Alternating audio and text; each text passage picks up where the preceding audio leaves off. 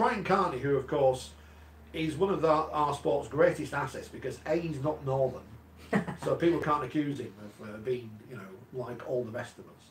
But B, he's a very good television presenter in the sense that he has something that you can't teach. And at the moment, there's a lot of ex-sportsmen or recently retired sportsmen go to do these degrees in sports broadcasting, and you can have as many degrees as you want, unless you've got that that X factor that Brian Carney has, in the fact that you see him on screen and he comes across as a very jovial chap. He knows what he's talking about. He asks good questions. He's not perfect, but he's getting better all the time. He's exactly what we need as the face of our sport on telly, because he's not what people think of rugby league.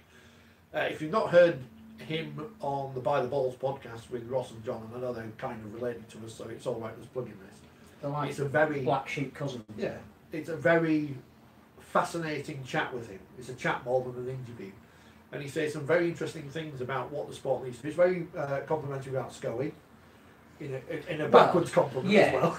I won't say how much it cost me, but does he think these things through? Probably not. Probably was the line, was it? But this works. He was a big fan of this. Yeah.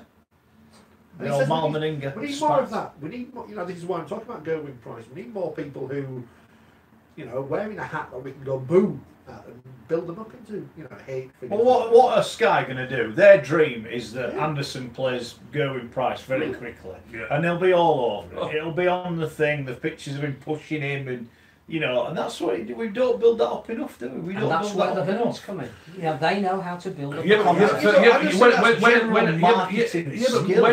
Hearns coming in? When are they coming in there? Because also, you know what? Because Rodster, who's, you know, one of our friends of the show and Rugby League man, but I text Rod as well and I asked him, you know, the question last night. I said, well, I just felt as though it was a little bit disrespectful. You know, I think, really, is it good for darts? But then when you think about it more, you think, I tell you what, it's bringing a bit more character to the sport. As long as from a point of view, all the young lads are coming into it now thinking, well, all right, I've got to be more aggressive on there now, and go away from the respect what the darts bring. Because the individual sport, it's like golf, it's like snooker, it's like tennis. It's a bit of etiquette, isn't it? You know, when you're on the hockey, you've got to have some sort of etiquette.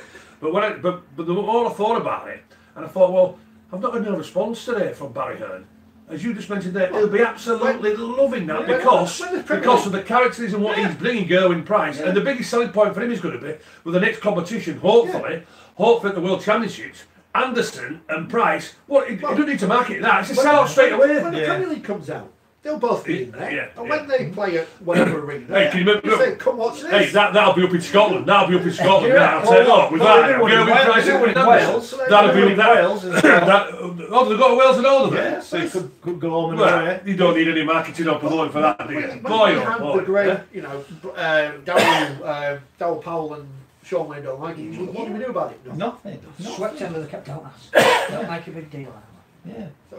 But when you look at darts and how, again, it keeps reinventing itself, it's relevant to the debates we have about how do you promote rugby league. This spat hasn't cost anything. This is free marketing. Yeah. Somebody from an agency hasn't said, I'll tell you what, we'll get one guy to push another guy. It's not the WWE. Yeah, it's not players. Exactly. No. But when Phil Taylor retired, who dominated the scene, Raymond Barneveld announced there that next year will be his last season. How do you fill that void? Those are people that non-darts aficionados will watch a tournament and get to know them a little bit. So now what have we got? We've got, a bloke I've never heard of who's Welsh pushing a bloke who I've just, he's quite famous, who's Scottish. Oh, right, I'll keep watching. And for the people who think this has never happened in darts before, go back to the 80s, go watch Jockey Wilson versus Eric Bristow in Scotland when they were chucking cans of beer. And what about him, Peter Malley as well, you know, because him and Dennis Taylor, Phil Taylor could stand each other and all this sort of thing. But it's Adrian Lewis. Exactly.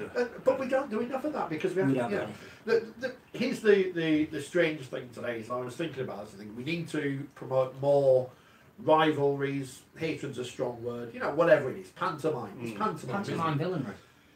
I mean, the players do need to behave more on social media, and people need to tell them, you know, we are a family sport, and I know you're supposed to be over 18 to be on Twitter, but still behave. But we still need people who go on the pitch and, you know, Andy talking about Sam Tompkins behind us. People like to dislike Sam Tompkins for whatever reason. Yeah.